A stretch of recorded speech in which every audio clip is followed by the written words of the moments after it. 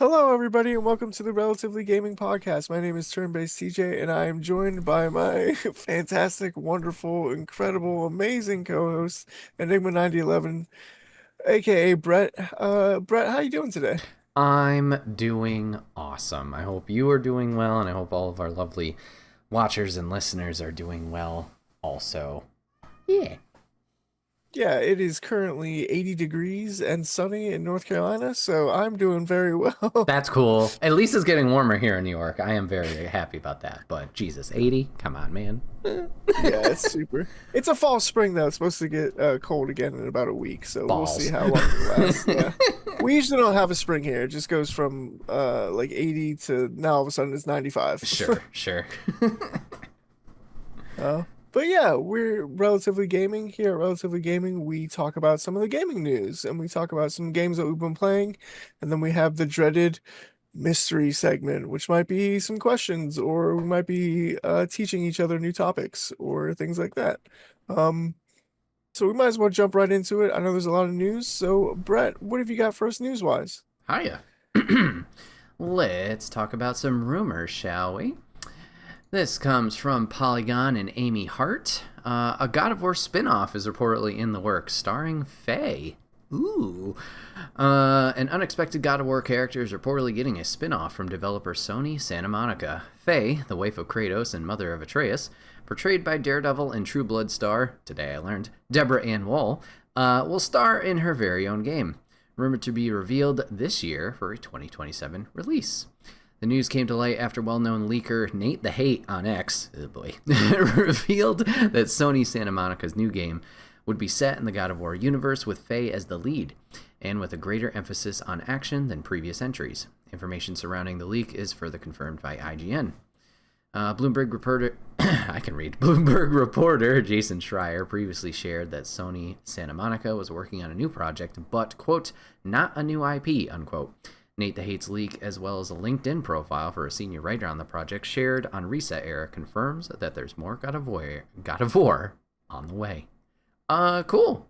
That was something I was not expecting in the slightest, like a spin-off from that. I think like a lot of us, if a spin-off was to happen, it would be Atreus focused for reasons I will not say. But yeah, this is cool. I mean, from God of War 2018, Faye shows up, and obviously the story is about her passing and the gentleman bringing her ashes up the mountain, but you don't really know too much about her and Kratos' relationship. So getting more information on her as a character, I don't know, pretty neat. I'm excited. Yeah, I'm also a really big fan of Deborah Ann Woll. Mm-hmm. She's fantastic. She's a big D&D head. Mm. And she has like a lot of passionate things to say about that. Especially to who's the guy that played the Punisher? Jonathan Bernthal, right? You Is that got it. his name? Yep. Yeah. She like played. She was like, "Do you want to play D&D right now?" And then she just like gave him a scenario, which was great. But for D&D reasons aside, I just love her as an actress. She's really great. So to see her get the role would be fantastic. I hope this rumor is correct. I think it would be a cool spinoff. I can already hear the people on the internet belly aching because it's a woman, but Mm-hmm. I'm excited for it. I think it'll be a fantastic game if Yeah. it comes to fruition. Yeah. Let him shout into the void, be ignored, and learn that no, you don't need to be bitching. We talked about Ghost of Yote selling real well, so like, shove it, assholes. Anywho, apparently breaking news that you and I both are being educated on. What the fuck is Project Helix? This comes from IGN and Matt Perslow. Project Helix asks, what is an Xbox? Okay, so we went from Jesus. everything is an Xbox to what is an Xbox?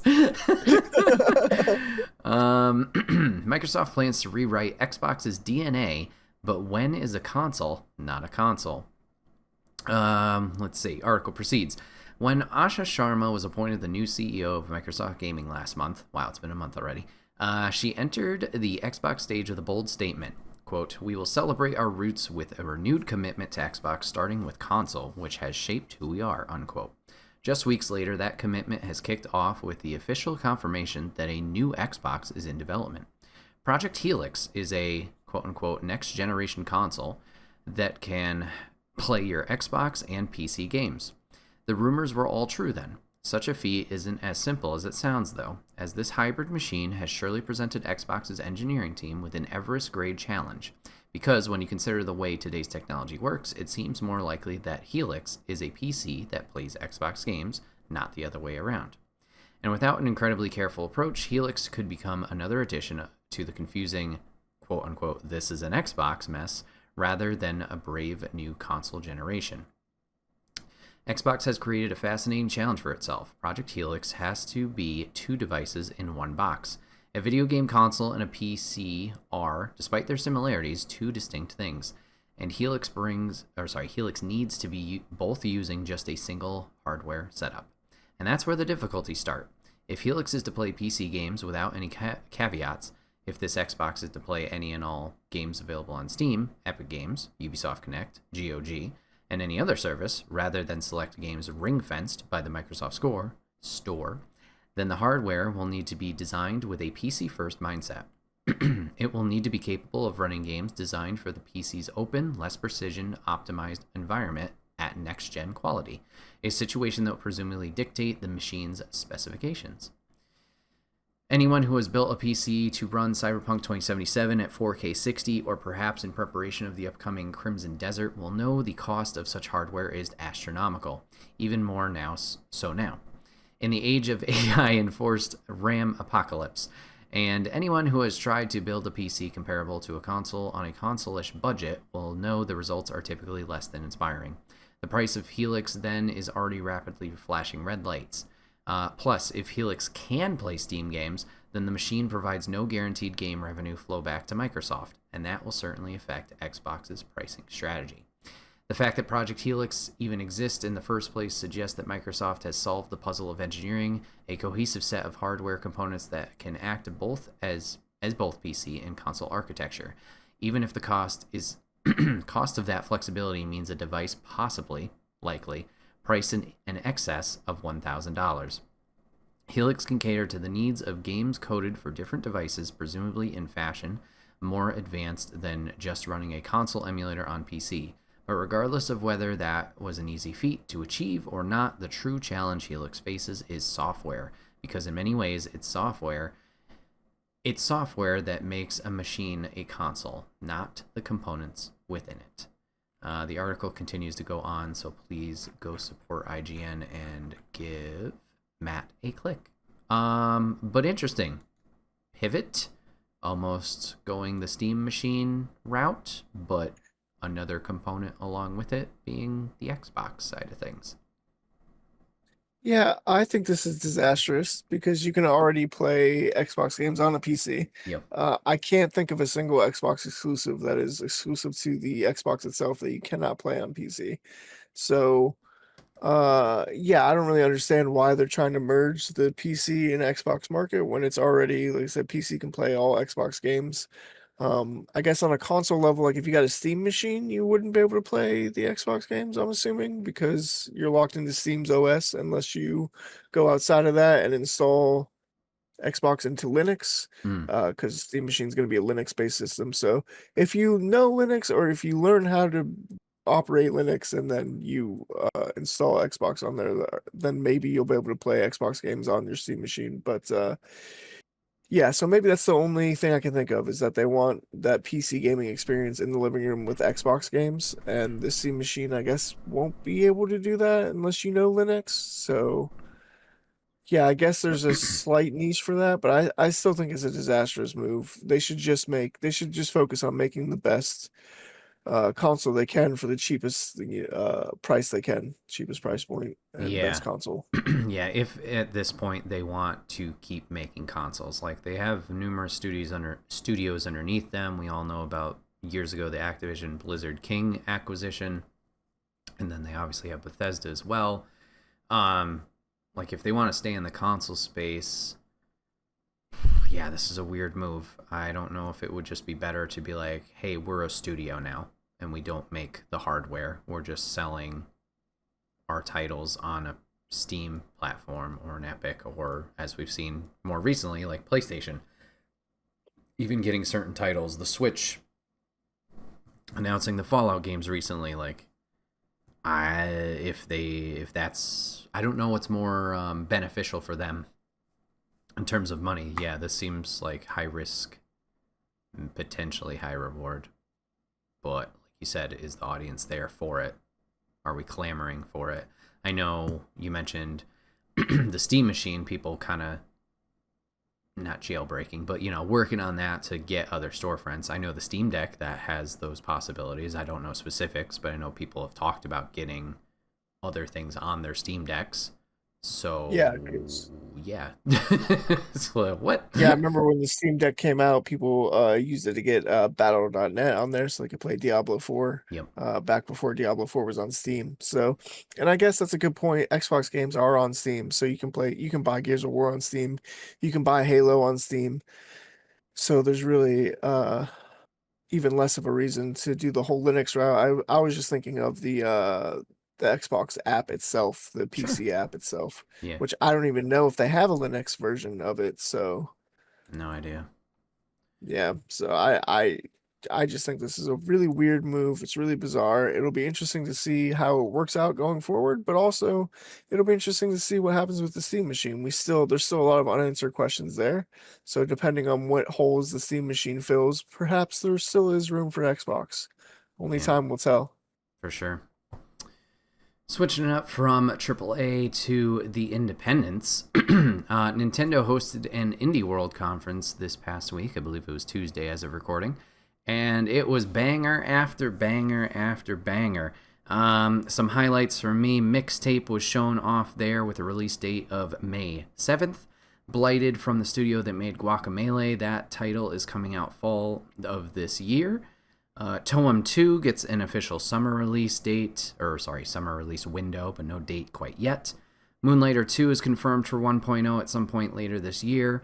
And then a title I saw at PAX, I believe 2 years ago, Widow was shown off, and that is also confirmed to get a full release in the summer of 2026. A lot of good stuff there. A relatively short showcase, but they showed off 18 great titles. So if you guys are into independence and want to see what's coming to the Switch Nintendo platform and possibly others, I would go check that out when you can. Nice. Quick one for you Capcom fans. Pragmata is dropping in April, but guess what? We're getting it a week early. It is now being bumped up to April 17th. So if you guys are looking forward to that, now you don't have to wait as long. A little shorter of a wait. A little shorter. A little shorter. On another kind of quick news for Marvel Rivals fans, aka us, and apparently now Mike, Chrono Rush is now back from the 5th until the 20th. I just wanted to spotlight this because I played the event last season. This is an excellent way if you got the Battle Pass. If you got the Battle Pass, you've maxed it out. This is an excellent way to get your credits up for costumes so you don't have to pay more, non-in-game currency to get stuff. It is grindy, but it is very quick on the turnaround. I feel you're gonna get more of the chrono tokens to cash in at the end of the battle pass just by playing the games. Quick XP every time you get XP gain, it goes into that, and you can trade the the chrono tokens for the credits for the cosmetic skins or whatever else you'd like. So just want to give everybody a heads up about that in case they were unaware.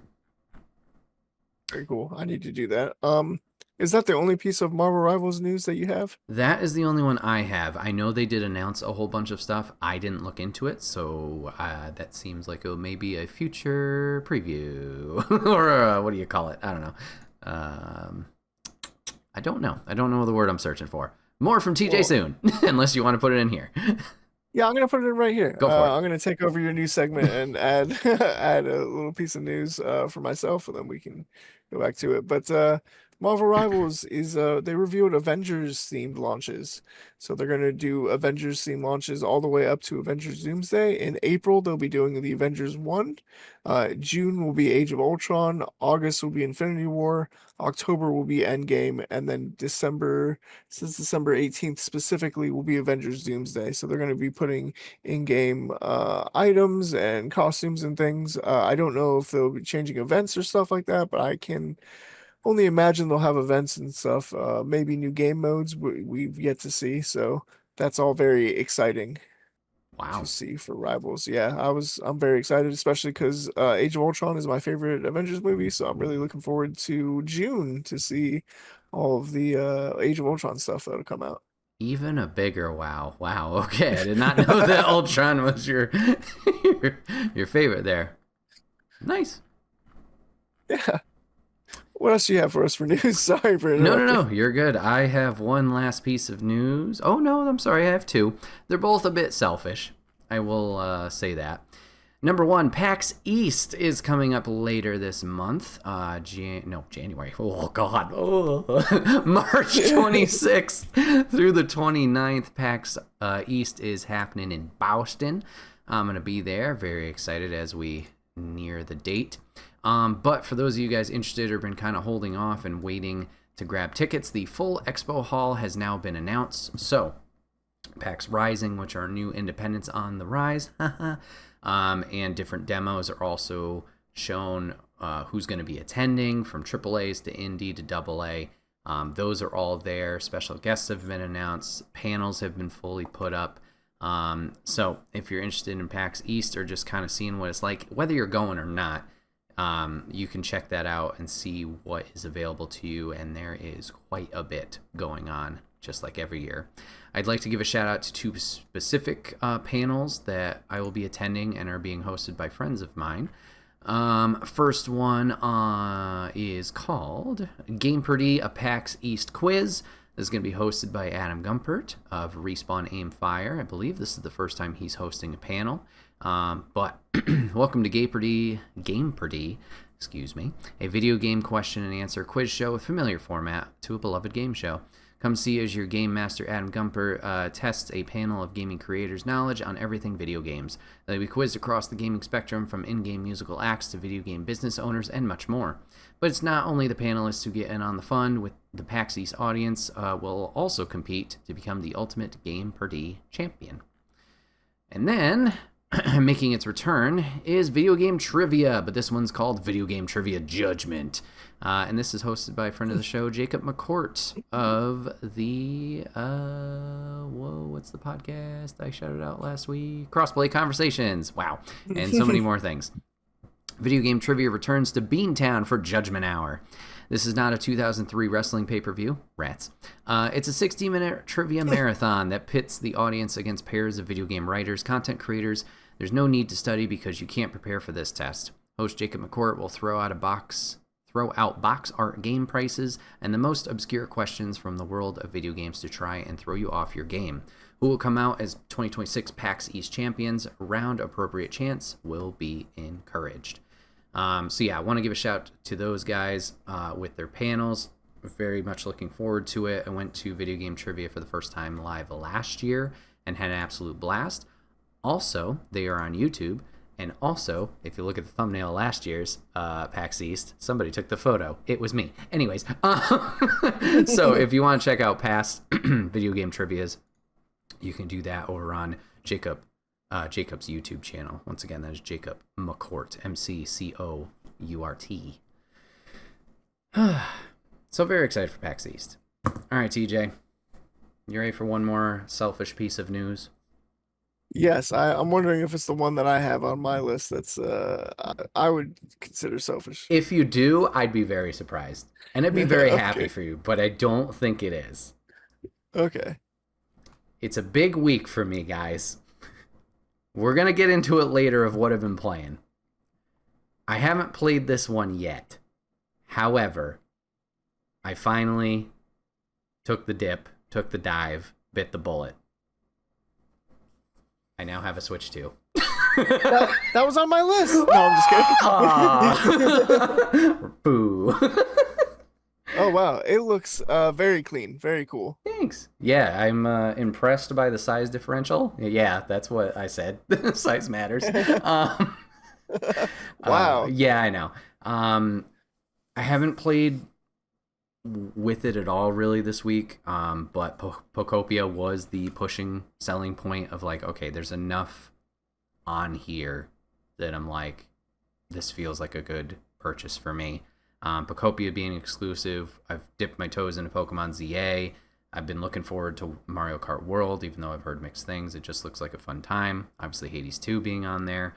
Um, and then seeing Indie World and the titles that are coming to Switch, I was like, maybe this will be a good investment for more independent titles that don't come to PlayStation. I would prefer to play it this way in comparison to PC. It's just not my platform. And then obviously, the handheldness, take it on the go, play it on the couch, watch something or whatever. Like, figured I would do that. So transfer was very, very simple. They have you transfer from your old Switch to your new one if you want to, if you have it.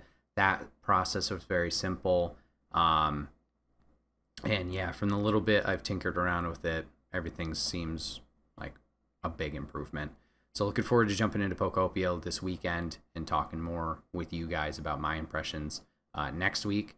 But in general, it seems like it's been getting very good reviews and people have been loving it, which I'm happy to hear and excited to jump into it. Don't lie to me, Brett. I know the real reason you bought a Switch 2 is for Tomodachi Life, living the dream. Okay, Oops. you have to. I know that's the real reason. You Yep. want to have Susan Sarandon saying random things on your island. So, Got me. no, that's awesome. I'm glad you got a Switch 2. Thank you. You'll have to let me know how Pocopia is. I will certainly do that. That's it for me, TJ. What do you got for news? Well, I don't have that much. I feel like the Rivals news was actually my biggest piece of news. Especially because again, Age of Ultron hitting in June. That's my birthday month, so I'm very excited for that. I'm definitely gonna buy a birthday skin for sure. Nice. But Highguard is shutting down permanently on March 12th. Citing player base numbers. I feel like it just launched, so Because it did. that's kind of crazy. Yeah. Kind of wild from being the last spot at the Game Awards to shutting down permanently, you know, however many weeks later. Yeah. That's pretty good. When did it launch? I gotta look this up now. Yeah, it doesn't seem like that long ago. I'd say maybe a month, two tops. Because it was shown off at Game Awards, and they said they were going to launch 6 weeks later. So it probably launched mid-January. It launched January 26th. Yeah. So it's been less than 2 months and they're already citing player base, which is crazy because it's not even like Apex or whatever where you need like however many players to make a round. You just need 6 players for Highguard to work because it's 3v3. Oh, gotcha. Yeah. Yeah, so you really don't need that large of a player base, I feel like, to make it work because you only need 6 players for matchmaking. But yeah, wow, that's pretty disheartening and crazy that it was turned around that fast. Yeah, what do you think the factors were for it failing? Do you think it's just this live service bubble breaking? I don't even think it has anything to do with the industry at large. I think it has to do because there are games that are coming out that look great, like Deadlock from Valve, which yeah, I can't play yet because it's like invite only or something. Okay.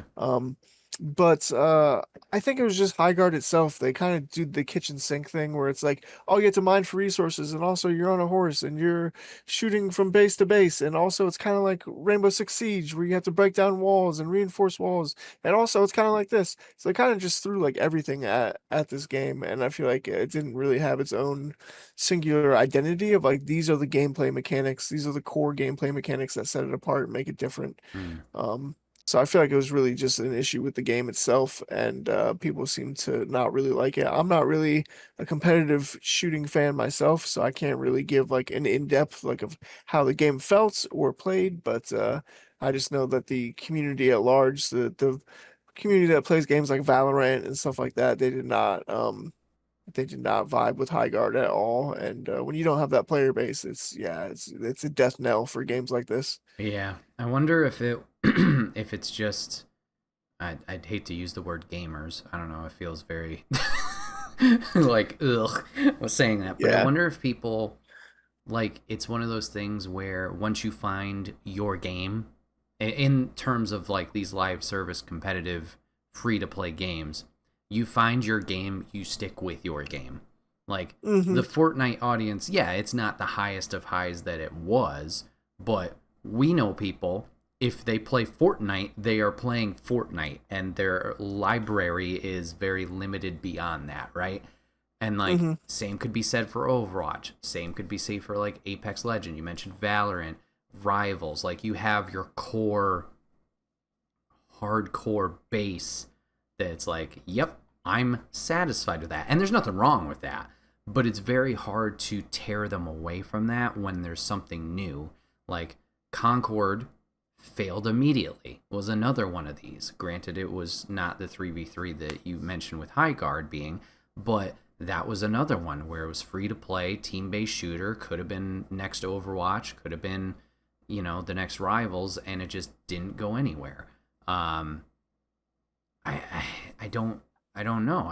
Is it just, yeah, everybody's, for lack of a better term, stuck in the mud and doesn't want to I feel try like other things?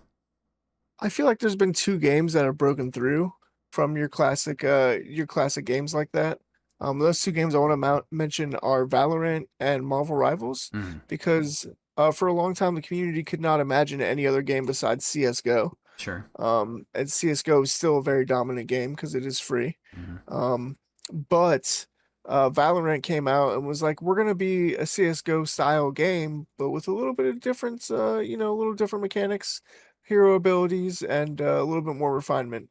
And that kind of worked, and it did pull away some players. Where now people are dedicated Valorant players, Mm, and I feel like the same thing with Marvel Rivals, where it was like, we're gonna be kind of like Overwatch. We're gonna play in that Team Fortress 2 style area, but we're going to refine it a little bit. We're going to, base it off of an IP that everybody loves, and we're going to have some improvements like the destructible maps and things like that that I feel like really change things around. And so now there are people who are dedicated Marvel Rivals players, where for a long time, nobody could imagine anything outside of Overwatch, where they're like, no, you're just an Overwatch player. So true. I feel like games can break through, but they have to have a very clear vision, like Valorant or like Marvel Rivals, where it's like they're going to specifically do this thing and they're going to do it very well. Whereas Highguard didn't do anything particularly very well. Sure. I wonder if they're also trying to recapture the fire that Apex was. Like, I don't know Apex's current player base, but just like speaking from my experience with it, like I wouldn't say all in, but I was like very invested in Apex Legends for a while. And I love that Hmm. game. And it still pops in my head from time to time of like, that was so great. I kind of want to Yeah. download it again, but then I'm like, do I want to download it again in solo queue? I don't know. Like, Yeah. so I don't know if they were just trying to recapture that because it is the same studio. It's Respawn. But yeah, like you said, they didn't bring anything to the table. Like I didn't even have any inkling to play it. I was just like, oh yeah, all right, cool, good for them. But it was like no interest whatsoever. So it's just confusing. Like I don't know if it's the live service aspect of things where there's too many or whatever, because I don't want to shit on teams and being like, no, you can't have this idea or try things out. It's just obviously a big investment for then it to quote unquote fail months later. It's just a bummer. Yeah, that is a bummer. And it's bad for the industry in general. You want as many games and people playing as many games as possible. So that does just suck. But yeah, permanently closed March 12th. So if you want to play some High Guard, this is gonna come out. Let's see, this podcast is gonna come out the 9th. So you've Hmm. got 3 days. Enjoy enjoy your 3 days of High Guard if you want. Are the servers shutting down or is it just the development team and stuff? You know what? That's a good Because I question. think when they announced this, they said like they were gonna push one final update with like a new character and some other like adjustments and whatnot. But I don't know when that was gonna be pushed. Yeah, servers are permanently closing on March Okay, 12th, so you so won't it's even a be able full to play the Concord. game. Got it. Yep, they're just closing down the servers. In general, they did the cost risk analysis and said it's not even worth keeping the lights on for the servers. So Gotcha. Oof. wow, yeah. R.I.P. Yep. One that I thought you were going to bring up for sure, which ended up being your Switch 2 reveal, was that speaking of Switch 2, Blueprints comes to Switch Yes, 2. that was part of Indie World. Yep. Yep, Blueprints comes to Switch too. So I just thought that was a just exciting little piece of tidbit. Another quick little tidbit that I don't have any follow up on. It's just a piece of news. Marathon came out. Hey. So I have no updates on it as of right now. It's just it sure is out. So if you want to play Marathon, go give it a check it out, as we like to say here on the podcast. Um, Resident Evil Requiem, which I'm sure we'll talk about further in the podcast. It gets the highest user review score on Metacritic in the series, finally surpassing 2005's Resident Evil 4. Wow. So, yeah, that's how high it's scored. And an additional piece of news is that Resident Evil 7 hit 5 million sales in 437 days. Resident Evil 8 hit 5 million sales in 174 days. Resident Evil 9 hit 5 million sales in 5 days. Woohoo! So it is selling very well. It's getting reviewed very well. People really seem to be connecting with this game and enjoying it. And I can say I was one of them because I've completed the game now, and it sure was a good game. We'll Nice. talk about that in a little bit, but it's fun. A game that you'll be playing soon, Space Marine 2. Fans are upset though with Space Marine 2 at the moment. I talked about the update, I believe on last week's episode, about the new class being added, which was cool. But now they're upset. The fans are upset because there's a $4.99 voice pack that has 450 re-recorded voice lines, Okay. and a couple of helmets. And this is additional DLC that wasn't included in the season pass. And fans are upset because they're saying that it's jarring because some of the lines aren't re-recorded, like some of the interaction ones, so it switches back and forth between the voice line recordings, and some of the lines seem to be lifted from the assault class. So a little weird story there. I don't know why they're charging $5 for re-recorded voice lines. I feel like that's really sketchy and kind of shitty. But I saw a lot of people in the community were refunding that, and were very mad. Hmm. Yeah, that's odd. I would like $5 doesn't seem that bad for at least what you're saying the content is. And I don't know if it's just supposed to give it more of like a refined, like obviously it's not a full remaster or whatever. The game's been out a while, but like giving it, a little fresh coat of paint, making it a little polished and whatever. But then if they're not delivering that, that's where it gets icky for me. Outside of it, it's like, hey, you want something a little bit more polished, the helmets as a cosmetics, I'm fine with that. And $5 doesn't seem awful, especially if it's something you love. Like, yeah, me. But as an option, you don't have to get it. But yeah, then them also being sketchy about it, it's like, okay.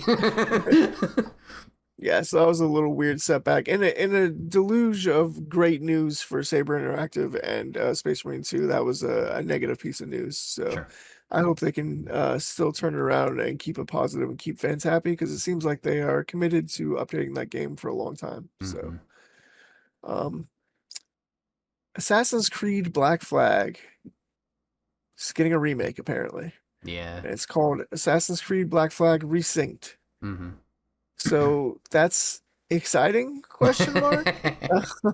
Apparently people were hyped on Black Flag. I never played it. I kind of died off the Assassin's Creed train with 3. Like, I loved 3 settings, but Connor was kind of and then yeah, everybody was really hype on 4. I remember when it came out, and this has been rumored for a while, so I mean, hey, to each their own. But I probably won't jump into it, Yeah, I think Assassin's Creed Shadows left such a bad taste in my mouth that I don't know if I'm going to be returning to the franchise anytime soon. I might have to take a pause. I will recommend Odyssey. Odyssey was fantastic for what I played. I have played Odyssey. Odyssey is okay. good, yeah. Good.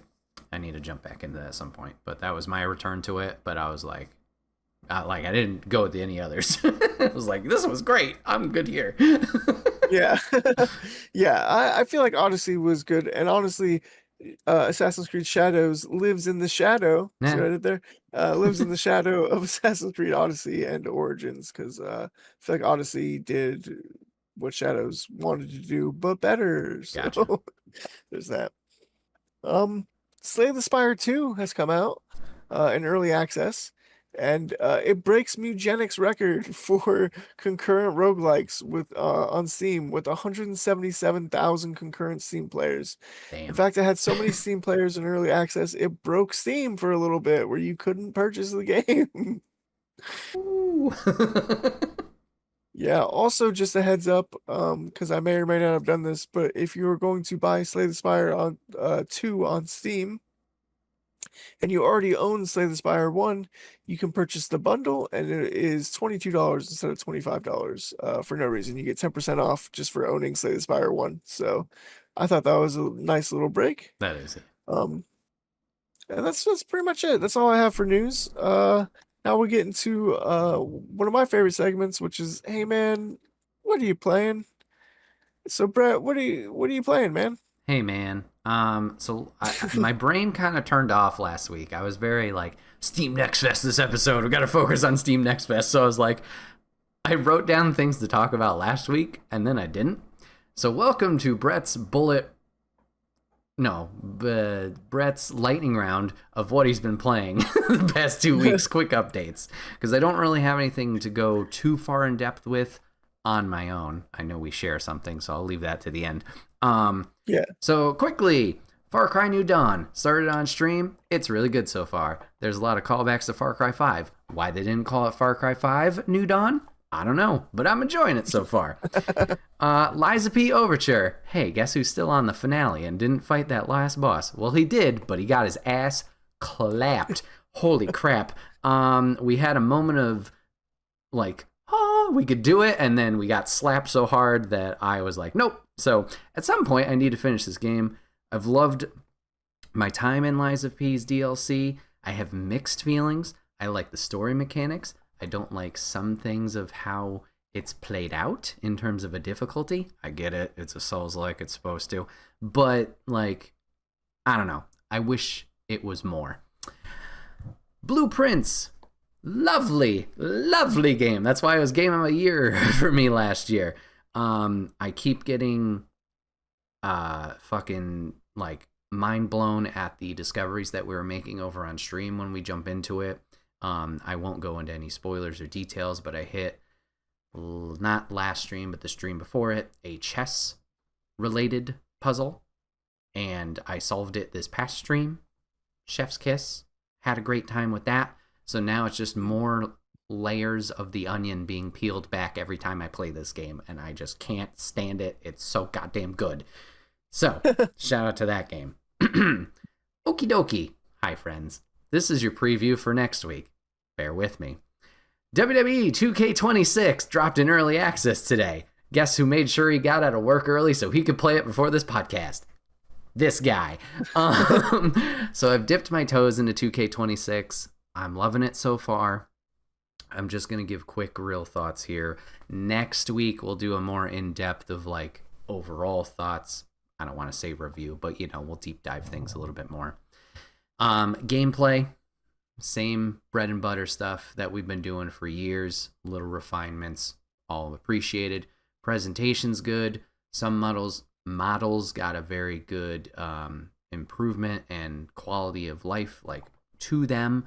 Some of them still look the same. That's a little bit of a bummer.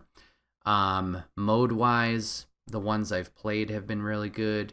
My Rise's story, which is like your create a character story, I'm giving it a thumbs up. I'm more invested this year than last year's. And then on a closing note, the Ringside Pass, the Battle Pass type DLC that they're doing this year instead of what they've done in the past. You heard me bitch and rant about it a few weeks ago. It is grindy, unfortunately. It's not awful, but it is going to take a little bit of work to get everything that you bought. So that's a little bit of a bummer. It is 800 ring XP you need per level. When you go into a match, if you win the match, you get 100. So you need 8 matches, 8 victories to level up one time in the Ringside Pass. There are 40 levels in each Ringside Pass. So you can do the math there. It's going to take some time. I will say there are RXP boosts, so you can boost your points that you're getting for a certain time period. There's crossover with other game modes. So, for example, I mentioned the story mode. Wins and victories in that mode will count for the ringside pass, and that goes for a majority of the game modes. So it's not like you have to play a specific thing.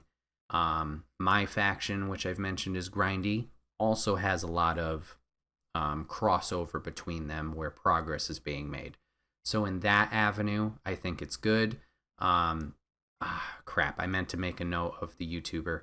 There's a 2K content creator who, I think it's Mr. Dubs is his name. I'll have to double check that for next week.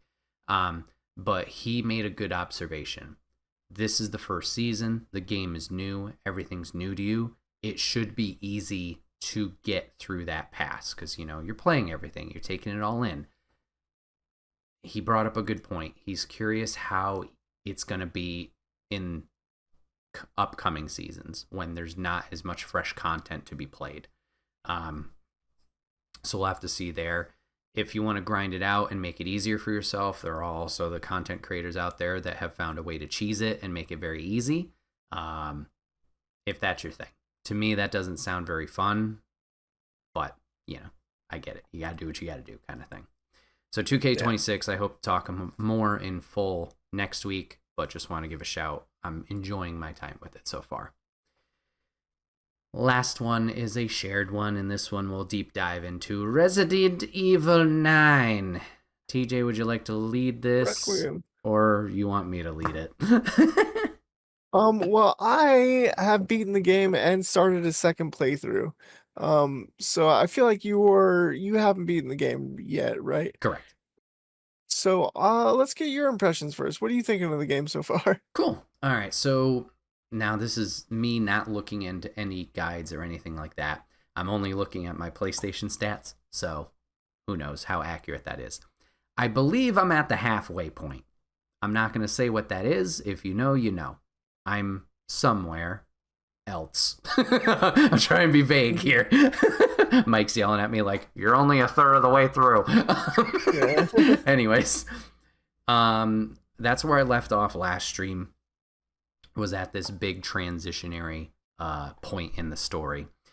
In terms of the game, I am absolutely loving it. I'm enjoying my time with Grace. I'm enjoying the snippets I have with Leon. I've talked about it on stream where I'm surprised but glad that we're spending so much time with Grace, and Leon is more side character-y, and support. I appreciate that. Both character sections have been fun. There's a few things I have not issues with, because issues sounds like it's a big problem. There's a few things where I'm just like thinking about it when not playing, and I'm like, I'm a little bummed on that. One, and this could be, well, it's a personal thing. I don't feel as scared with the Grace sections as I feel like I was in the past with like a Resident Evil 7 or a Resident Evil 8. I actively remember being so scared to move in either of those games for the fear of something happening. This could be a maturing point on my part, or just a knowledge of like the games and like what they tend to do and whatnot. There's been a few points where I've obviously jumped because of a jump scare, but it hasn't been like I feel like the sweat is happening and I feel timid to do something. I feel very much in control. And I don't know if it was because of what was revealed before the game, how the game is presenting stuff, or like I said, it's a maturity on my point or my side. No idea. But I feel like that's been a little bit of a bummer where I'm like, oh, all right, these first person things or sections aren't as bad as I remember them being in the past. However, on a positive side of things, I love Grace. I love what she's doing. I love all the gameplay mechanics with her. I love that you have to be more stealthy with her. I love that you can do combat, but obviously things are limited and you need to be resourceful with them.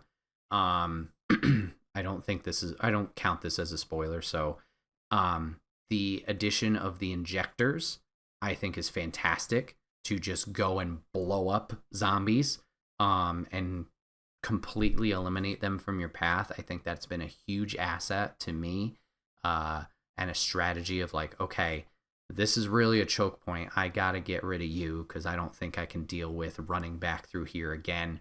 And either A, you returning as your current form, or B, you returning worse off than I left you. So I've really enjoyed that. It's also very funny to see the blood just mark a room and just completely change it. From the Leon side of things, I feel for the most part things have been good. There's been some finicky things. We had some trouble with a chainsaw early on where the chainsaw gets knocked out of the zombie and then it's like breakdancing on the floor. And I'm like, why am I taking damage from this? This is stupid. So that irked me and annoyed me a little bit. Overall, I really am invested in the story. I want to know more about Victor. I want to know more about redacted character. I want to know more about other redacted character that's helping Leon. Like there's elements here and breadcrumbs that I want to continue to chase. And it's similar to you, how you've jumped right back into it after you finished. This is another one I'm also like, yep, I'm sold and ready to jump back into it when I do finish. And that's more of like collecting things that I missed. Like I had the epiphany before leaving an area last stream of like, oh, after I did it, I was like, I should have taken a moment here. But I was like, story, I'm ready, go, go, go. And I was like, ooh, bummer. But hey, that's the point. It's your journey. And if the story's that good that you're just like, go, go, go, it's a beautiful thing. Like that was me with Horizon Zero Dawn. Like I just blasted through that story and got to the end with the basic bow you started the game with because I didn't explore and do anything.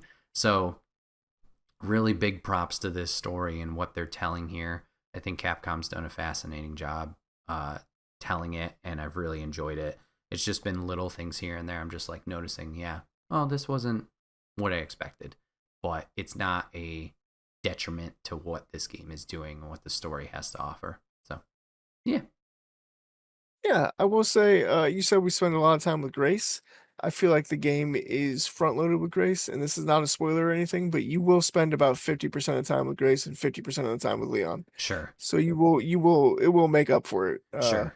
And we made that observation in stream too, where I was like, okay, based on situations, I'm like, it wouldn't make sense to go focus on her for where she is.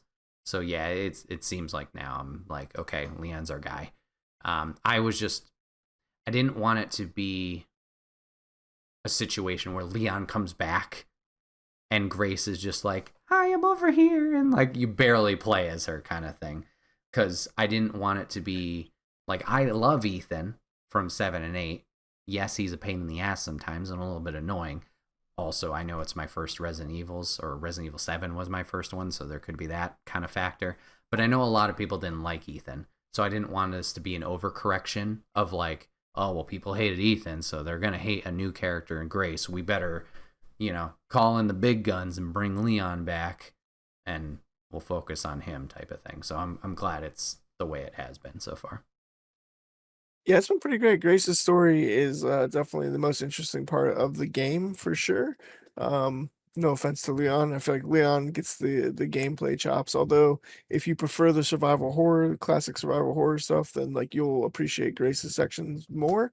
Obviously, you're solving puzzles. You got limited pistol ammo and stuff. Like, I can't tell you how many times playing as Grace where it's like I'm just trying to shoot the zombie one time in the head just so I can move past them real quick and not try and kill them or whatever, which feels classic survival horror. I'm not trying to like ammo dump or anything because I just don't have that much ammo. Mm-hmm.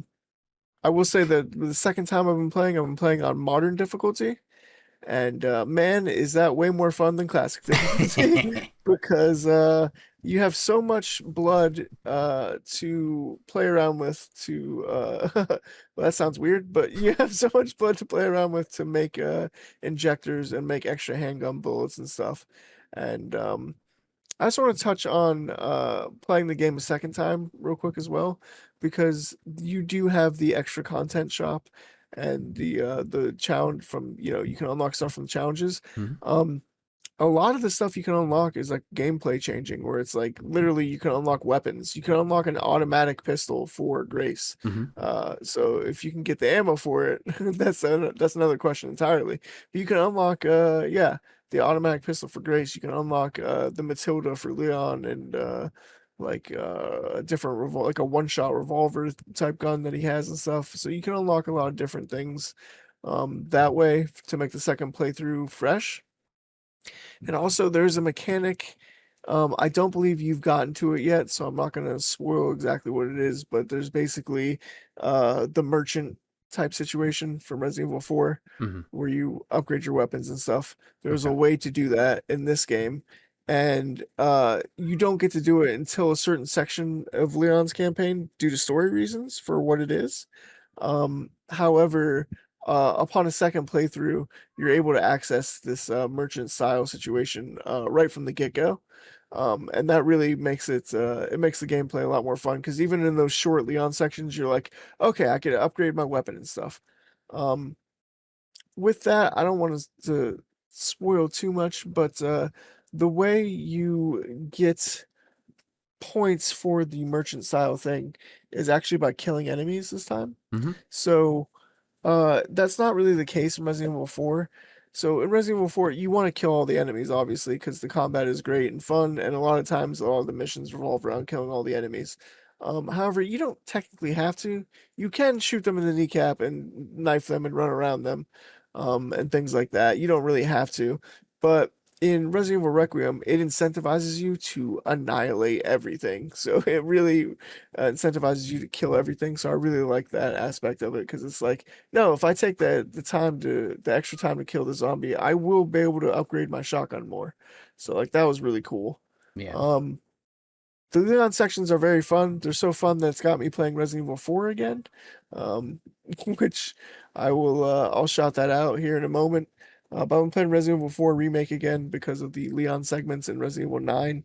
Um, however, I will say in the Resident Evil 4 Remake and Resident Evil 4 proper, you know, you have like favorite weapons and stuff. Like in Resident Evil 4 original, the Red 9 is just far and away the best handgun. So maybe it's not such a debate in that game. But in the remake, it's like, what's your favorite gun? Do you like the Punisher so that the castle sections are easier so you can shoot through the wooden shields? Do you like the Red 9 for the just raw powerhouse of it? Do you like the SG-09 just because it's got the 5 times critical multiplier on it, and you can attach a laser scope to it? Like there's different weapons. I'm forgetting more. There's more pistols and stuff. But people have their favorite weapons and preferences. Like, I couldn't tell you how many live streams I watched of Resident, because I was obsessed with Resident Evil 4 Remake when it came out. Where even though I'd beaten it once or twice, I was watching other content creators play the game, and in the chat they'd be like, "Use the Red 9, no, use the Punisher, no, use this gun, use the butterfly or whatever."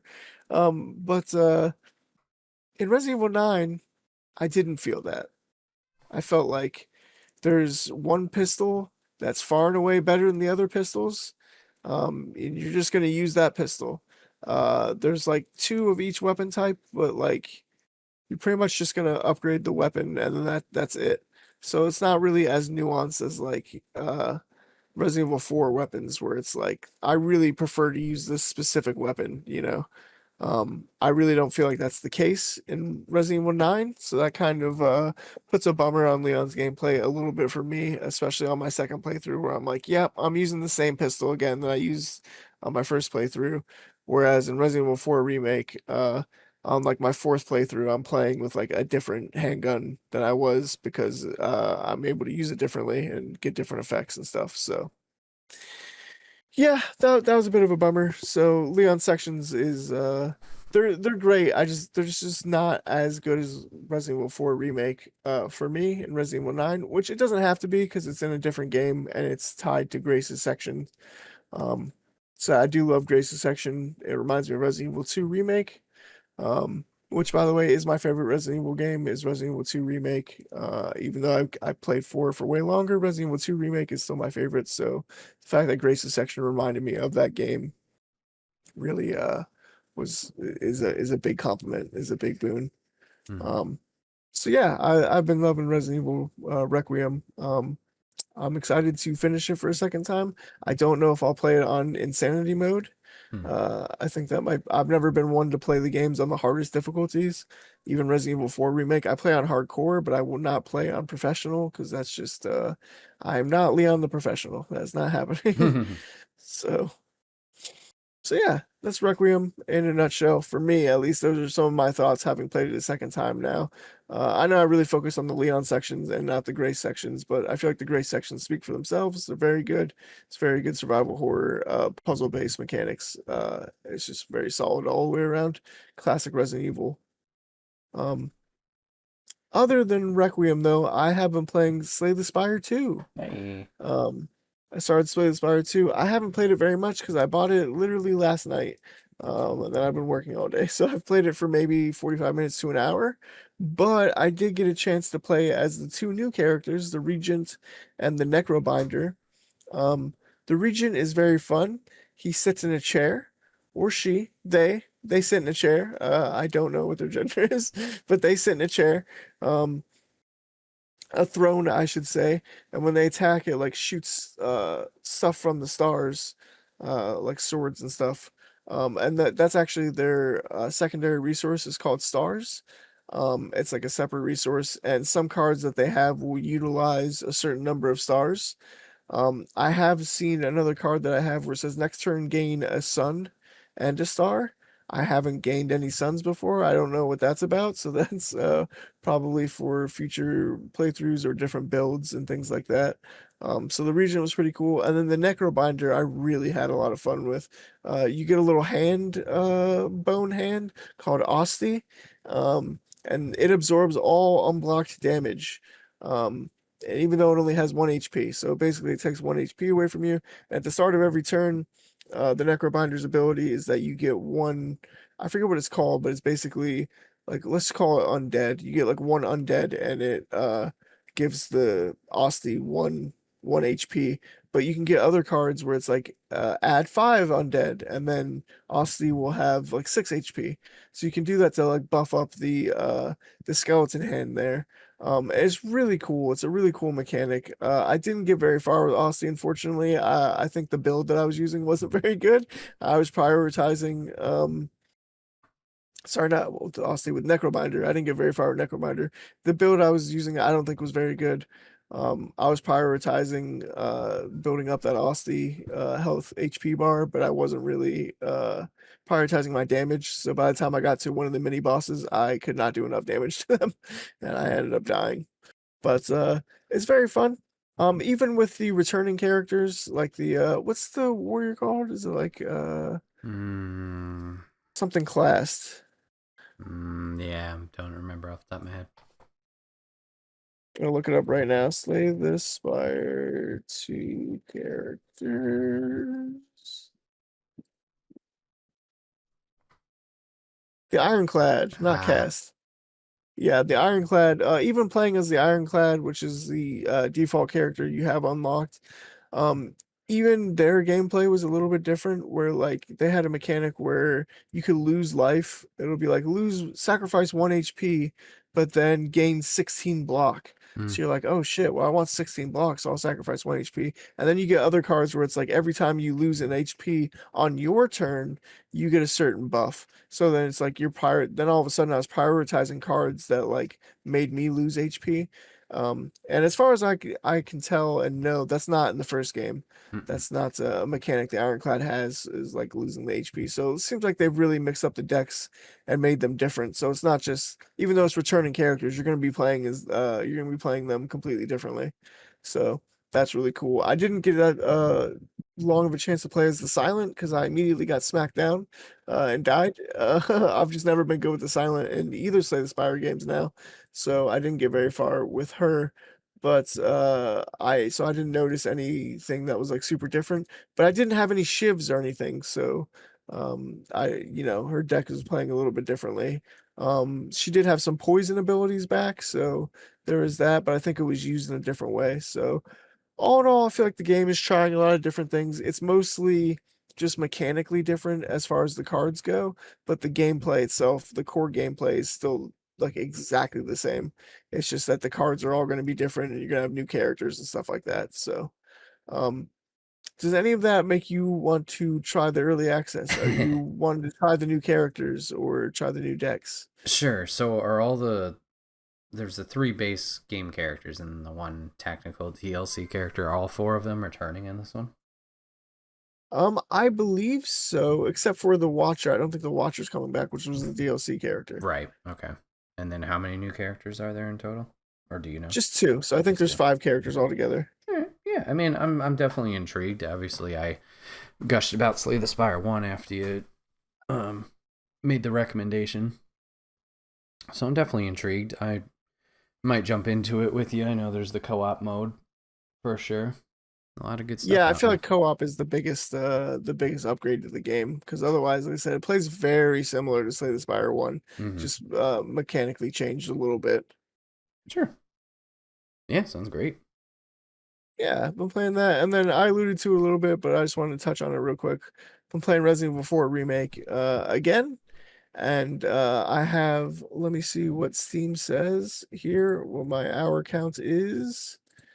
My official hour count for Resident Evil 4 Remake is ridiculous. It is 106.9 hours. Nice. So I played that game for 106.9 hours, and I have only like half of the shit unlocked in the bonus menu stuff.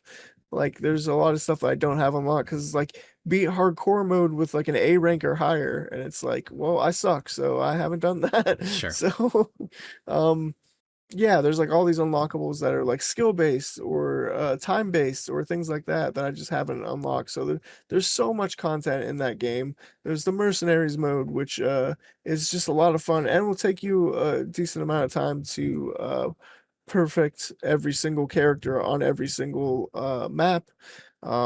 There's the separate ways with Ada's thing. So there's just so much content in Resident Evil 4 Remake. I really love that game. I'm starting to think I like it more than Resident Evil 4 original, but I don't know. That's hard to say. That's a hard one, but I really, really love that Resident Evil 4 remake. And I'm excited, honestly, to play through it this weekend more and to play through for my, like, I think it's my 7th playthrough or something. Nice. So yeah, I think 4 on standard and 3 on hardcore. So yeah, it's a lot. That's really all I've been playing. So now we're gonna move into the best section of the podcast for sure, which is the mystery section. Ooh, mystery. So for this section, I just have a series of questions to ask you. Like a middle school sleepover, I'm gonna ask you would you rather questions. Oh, okay. But video game related. Yay! Everybody loves that. Yay. I would hope so. The first one is going to be real easy, and I know the answer to, but I'm just easing you into the idea of Sure. it. Yeah. Would you rather only play single player games forever or only play multiplayer games forever? Oh, I mean, that is tough when you start thinking of all the multiplayer experiences, like whether Fighting we've shared, games, family racing shared, yeah, the Extra Life. Oh, damn. The thing is, obviously, you got to get people together to do that, which can be a hassle sometimes. So let's go single player. Okay, that was gonna be my answer. That's what I thought would be. I thought it would be an easier answer for you, but yeah, I guess when you think about the local multiplayer games included, yeah, that does make it harder. Yeah, it definitely does lean that way because more of my obviously experiences I gush about. Excuse me, cat, as I'm talking in the microphone here. The ones I gush about are typically the single player stuff. It's just there's also so many good memories with more recently like Peak and Gardic Phone, like those are great. But then if you go back to the Halo days, like that was fun. Call of Duty Modern Warfare 2, but obviously it's dependent on others, while the single player is just like, hey, I'm here, go for it. It's True. Yeah, while my favorite games are single player games, there are still those moments like playing Super Smash Bros. Melee for the first time with a friend over at their house, like Yeah. where it's like you can't, it's really hard to recreate that. So I understand the hesitation. Um, Number two, would you rather have every game you play be a 10 out of 10 amazing, but only be 5 hours long? Or would you rather have them be 50 hours long, but only a solid 7 out of 10? 5 hours. Give me the The first short one? ones. Yeah, give me the short Yeah. games. Good. Yeah, I think you'll be satisfied with Resident Evil Requiem then, 'cause I think Yep. Well, we joked about that. I don't remember if I was on podcast. It was probably off. I'm like, people are already finishing the game. I don't know how to feel about that. I don't know. That always bums me out when people finish everything real fast, which I get it. People, like I did with Zero Dawn, just, you're fully invested. You do it. I talked maybe about my woes with Batman Arkham City because I went through it so fast after hyping it up. It's just like, and then you see others and you're like, oh no. But yes, you would rather have quality over that, or I would rather have quality over that time than a quantity where it's like, all right, I'm just fucking going through. Like, I hate not hate, hate's a harsh word. One of my pet peeves is the people who say, oh, it gets good 20 hours in. No, fuck you. I don't want it to get good 20 hours in. I need to get to that point. yeah, it's like the Count of Monte Cristo, just read like 200 pages and then all of a sudden it starts becoming a banger. Yeah. Sure. Once that prison break happens. Anyway, would you rather lose all your save files or never unlock achievements / trophies again? Oh. Oh. Either one would suck. Oh, yeah. Oh, man. The save files thing scared me because obviously it's all that work you put in there. However, in the end, does it really matter? Like, does a save file from 5 years ago, from a game I haven't touched since I beat it, does it matter? No. Does it hurt? Certainly. Because that feels like that invested time is just gone. And earning achievements, I know is stupid. Our cousin Charlie, he always made fun of me for Xbox achievements because Xbox achievements at the time when in 360 era, I was like, I need them, and I would chase after them, and like it was dumb. And it's the same thing with trophy hunting in a sense of like it gets you nothing. It's just that dopamine rush type thing, right? So like this is a really tough one. And I think it's more tough because in the end, neither really matter. In like if my save data was to go away, it's either, okay, no worries. It was something I wasn't going to play anyway. If it's something I'm playing currently, that's a bummer of like, I got to redo that. If it's a reset, like, okay, we keep talking about Rivals, but like, well, Rivals doesn't even make sense because there's not like that much you earned over time. Like, yeah, you could get the skins. Lord skins. But like, I don't play like a World of Warcraft, but I'm thinking something like that. If I spent 100 of hours in a World of Warcraft and I worked up to something, and then that was all gone, man, that'd be such a bummer. Like, once again, because we brought up Charlie, like, I can imagine Charlie has worked on a world in Minecraft, as we talked when he guested on the podcast ages ago, for years. And this man has been dedicated to keep building on it, transfer saves over, upgrade it, blah, blah, blah, since the 360 era to his Xbox One now. I will cry for this man if that save goes away, because I know how much time and effort he's put into it. So I think I would give up. I think the smarter one is to give up trophies, achievements. Would it be sad? Sure. But we were doing it in the PlayStation 2 era and beyond of like not having them. That's still a more recent addition that's been going on, you know? Yeah, I would agree also because there are some games I just don't want to start from scratch again. Like I don't want to play Elden Ring without having any save files whatsoever. Sure. Like I enjoy having my 10 Elden Ring characters that I have to keep deleting. Just because I've been very devil's advocate on this thing. The only reason I would want to restart. Oh, but the trophy was already be popped, so this doesn't even matter. But to relive an experience and re-get those trophies again, that would be the only thing. But if I'm playing on the same profile, it doesn't even matter. So, yeah, keep the saves. Bye-bye. Save files for sure. Or like Baldur's Gate 3, like I have certain characters that I saved right when I got to Act 3, and I'm like, do I really want to go all the way through Acts 1 and 2 again? Yeah. No. Yeah, so for sure. Would you rather play every game on the hardest difficulty or never be allowed to change the difficulty from normal? Oh, well, here's a little curtain. Let's take a peek behind it. What does Bret do? Bret always plays on normal because that's what the devs fucking intended and how they built it. So Yes. that's nothing to me. Normal. Yeah, I'm a normal Andy myself. I play every game on normal, and if I can't beat the game on normal, that just means I can't beat it. I refuse to turn it to easy. Yeah, and I usually refuse to turn it to hard unless I've mastered the game. Yeah, I'll only change it to hard if there's a difficulty trophy and I love the game. I'm not doing it just to do it. Yes. This one I feel like should be pretty easy for you as well, but would you rather have to watch every unskippable cutscene or never get any story in games at all? Give me them cutscenes, baby.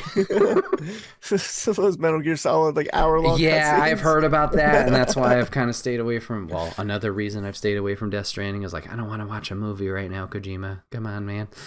Like that's nuts. But yeah, I would rather do that than just emptiness. All right, this one actually is pretty difficult. Would you rather have inverted controls forever or have permanent controller stick drift? You said permanent inverted? Yeah, your controls will be inverted forever, or you always have stick drift. While I hate inverted controls, at some point you gotta assume you would get used to it, so I'd rather do that than the stick drift. Yeah, stick drift is so bad. Like, Yeah. I would never get used to it. I would try and fix it with rubber bands or whatever, like we Sure. did when we couldn't afford a new controller. But I don't know if that works in the rules of this. Would you rather? So, Sure. I don't know if you could fix it. Would you rather rage quit once a day or lose internet mid-match once a day?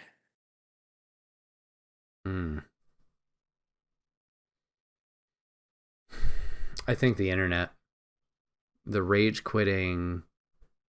Let's get deep in the hole with Bret of emotional balance.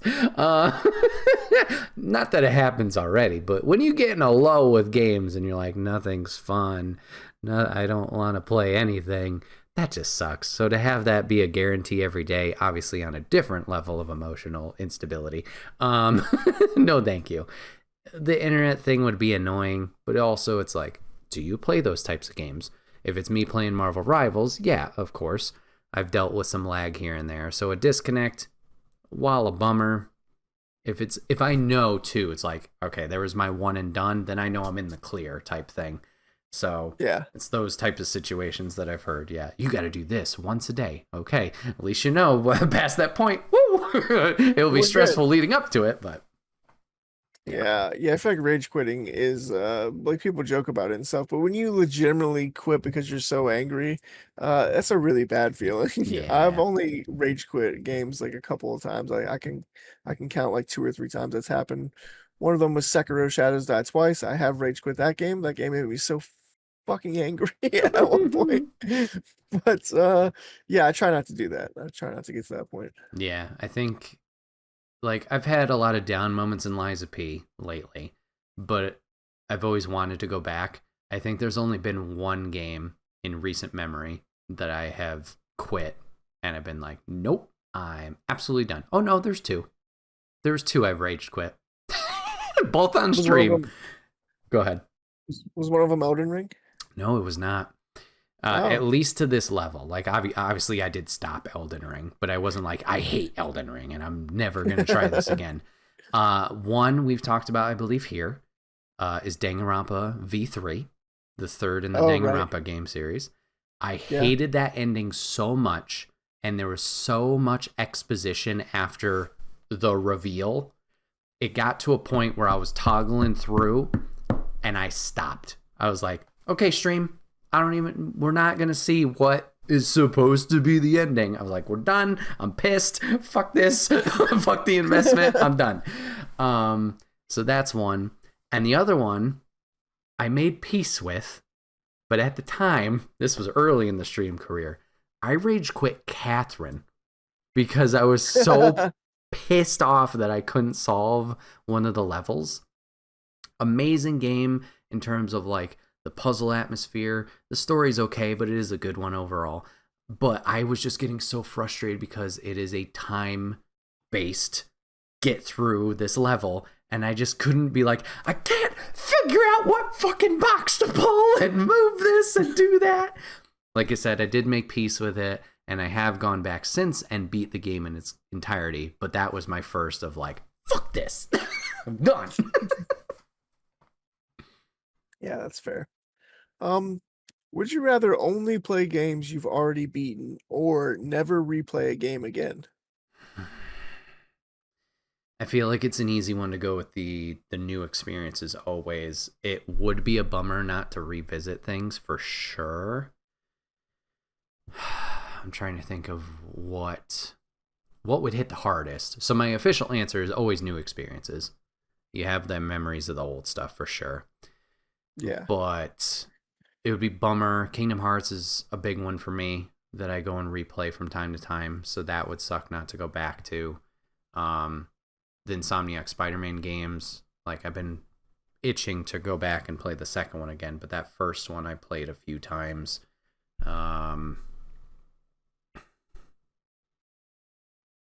Pokemon games, obviously I've done that a few times. So yeah, it would hurt, but absolutely for sure it's got to be the new experiences, getting those. Yeah, that would be difficult because there are some times where I'm just like, I just want to play this old game from 10 years ago that I remember and Sure. get nostalgic for it. But yeah, gotta choose the new ones in that situation. Would you rather own every game but only be able to play 1 hour a day? Or would you rather own only 5 games but be able to play unlimited hours? No, I am already stressed enough about the backlog now that I have, and that keeps growing because, well, I'm not the only one. We're all stupid and keep buying new things.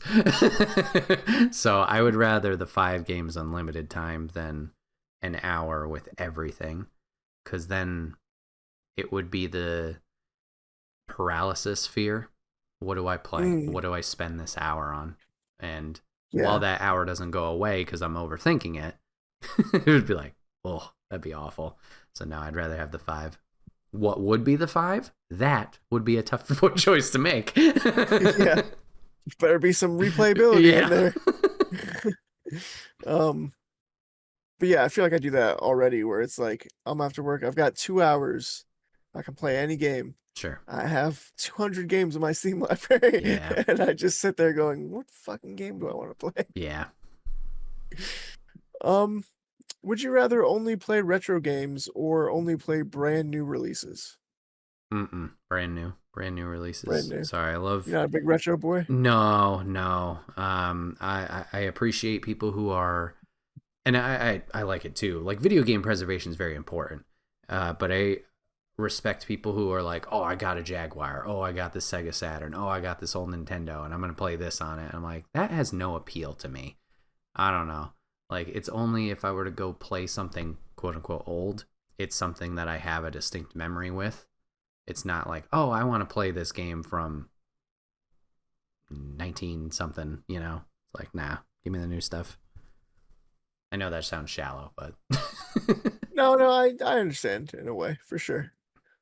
This one again should be a super easy one for you. It's just a quick one, but would you rather give up story-based games or give up competitive multiplayer games? buy competitive multiplayer games. Yeah, so you don't really play besides Fortnite and Yeah, select other few. Fortnite's even already. I haven't played Fortnite in a month and a half at this Oh point. wow. Yeah, I think Rivals is the only currently online multiplayer game I'm playing. Would you rather live inside one open world game for a whole year or have video game powers in real life for a week? Ooh. I'm gonna be sad when that week's done. No, I'll go live in Pokemon for a year. Oh God, that would be so sick. It would be a good year unless I'm running away from like a Nidoking for some reason. Like, Yeah. Yeah, plot twist. You get to live in the Pokemon world, but you're not a Pokemon trainer. You're just like a regular just a guy. dude. Yeah, it'd still be cool to be like, oh, look at that. But yeah, I get it. Aerodactyl. Yeah. Yeah. Would you rather respawn in real life like a video game or have a mini map for your daily life? I mean, I guess GPS is kind of your mini map. Yeah. Yeah, but you have to toggle it. You got to pull it up. Yeah, that's fair. The respawn, I think, is the answer. It sounds gruesome. Because, like, oh, I could be more risky. What am I going to do? Like, I guess I could just have no worries about anything. That would be more of the thing. Not like, I'm going to go jump off a mountain. Yeah, like, what? Why is that just the first thing? I'd be a magician and be like, look how I got out of this death-defying stunt. And then I'd actually die, but then I'd respawn and they'd know how it works. Do you get to pick where, like, do you have a set space that you respawn? Or do you just respawn, like, where you were? That's a good. Like, so I always teleport back home. Like, god damn it, I gotta go back. You wake up in your bed. You're like, fuck. Yep. Call him. All right. Yeah, I'm okay. Yeah, I'm hours away, but I'm okay. No, I was thinking of that Christopher Nolan movie where. Never mind, it's not important. The Magician movie. You know, you guys got TiVo. You guys fix this shit. Sure. I don't know. Would you rather have a real life inventory menu or a quick save ability? This one's kind of similar to the respawn thing, because if you pick quick save, you feel secure. Oh, I want to try this. Now, there's people that would abuse this and do evil things, which I do not like. Like, oh, I'm going to do something bad, and then I'll go back to the quick save, load that up like it never happened. Just kind of, see what happened. Feel those urges, be creepy, all that jazz. I'm just thinking about small things. Like, okay, what if I was brave enough to say something to someone or to try out something I just never would feel like, yeah, I want to do that. I'm sorry, it was quick save or what is the inventory? Yeah, or have a real life inventory menu. So I'm picturing Leon Kennedy. You can stack some shit into a briefcase. Pack a bunch of stuff. Yeah. I can see the appeal of a quick save, but man, think of how much easier traveling would be if you had inventory. Like, okay, here's my hip pouch, and it has everything I need, So I think I'm gonna go the inventory. Yeah, inventory should definitely win because you could just pack everything. Like, imagine if it's like a Bethesda style inventory where you just have. Like, I have 47 salmon trout in here and 6 shields and a bunch of swords and shit. Yeah, that'd be crazy. Okay, and the last one. Would you rather erase microtransactions from gaming forever or eliminate skill-based matchmaking forever? Oh, definitely the microtransactions. I know people are salty about skill-based. Personally, I like skill-based matchmaking. I don't want to go in and just sweep something. I would rather, that makes sense to me, because if you're a new player, this is how you get acclimated to the experience. And I'm not saying you want a sweaty experience every time you play a game. Sometimes you want to just zone out. But to me, that makes sense. If you are more skilled, more experienced in a game, then you should play against that pool and not take the people who aren't skilled and do that. Like, circle back to Fortnite. Do I want to play with the Fortnite MLG pros? No, I'm going to hate my existence. I'm going to hate my life. I never want to play this game. I want to play people with similar skill sets. So it's a little bit of a challenge, but then I'm encouraged to play more to get better. And then when I win also, it's like, yeah, I was the best out of this group. Maybe I move up, whatever. So yeah, microtransactions, bye. Skill-based, please keep. Yeah, I feel like that's the correct answer, and you gave a very serious and very good answer. On a joking side, though, with me wanting to play NHL at some point, yeah, eliminate skill-based matchmaking forever. Because A, I want those microtransactions for my card packs, and B, I want to kick the shit out of some 12-year-old kid with my Austin Matthews that I just spent $47 on or whatever. So. So yeah, but no, so the serious answer is definitely eliminate microtransactions because they are horrible. Yeah. They're pretty terrible. Horse armor, baby. Okay, and that was it for our mystery section. Brett, thank you for being gracious enough to Thank answer you. all of those questions. I A lot think of I fun. asked you like 14 questions or something. So It's a lot of fun. You keep killing it with these quizzes and whatnot. oh, thank you, thank you. But now we get into our final section of the day, the one that we always forget to do, which is what is the future game that you're looking forward to playing? What are you looking forward to playing, Brett? So I would like to give a shout out to an independent title that I do actually own and is sitting on my desktop downloaded, ready to go. It was another one like Inscription that people kind of gravitated towards and loved. I would like to give out a shout out to last year's Clover Pit.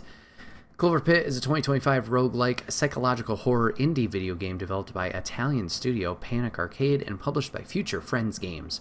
The game tasks the player with paying off an increasing debt using a slot machine.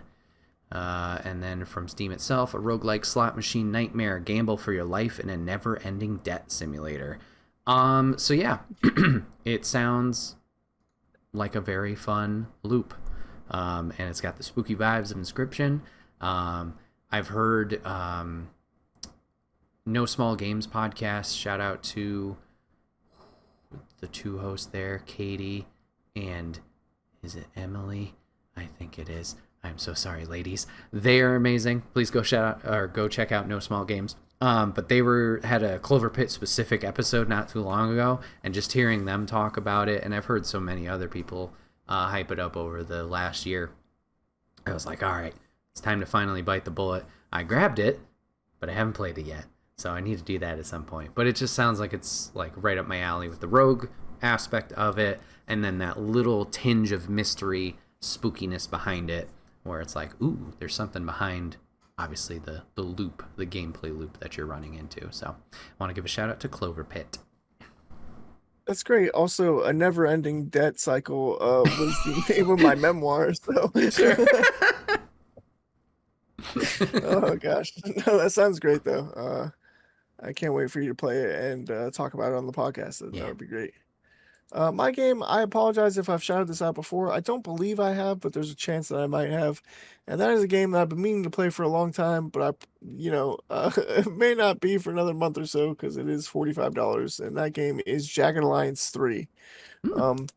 Jagged Alliance 3 is a modern sequel to the Jagged Alliance 1 and 2, which is our classic turn-based games that I have never played. But they're classic. They're kind of like 80s action, like over-the-top bombastic style universe that's kind of played like XCOM and things. Only you can like hire different mercenaries and do a bunch of different stuff. I'll read the blurb too. It says the county of Grand Chien is thrown into chaos when the elected president goes missing and the paramilitary force known as the Legion seizes control. Hire mercs, meet interesting characters, and fight in tactically deep turn-based combat. And there's true success to a beloved franchise. So you can like buy different weapons for your guys and name them and stuff. And it looks really, really in depth for a turn-based game. Like a tactical turn-based game. Looks like a dream if you're a fan of that genre. So I'm definitely going to have to check it out at some point. Everybody in the community keeps talking about it. I've seen a lot of clips about it and stuff. And this game has been out for a while now. It came out in 2023, so it's been out for about 3 years now.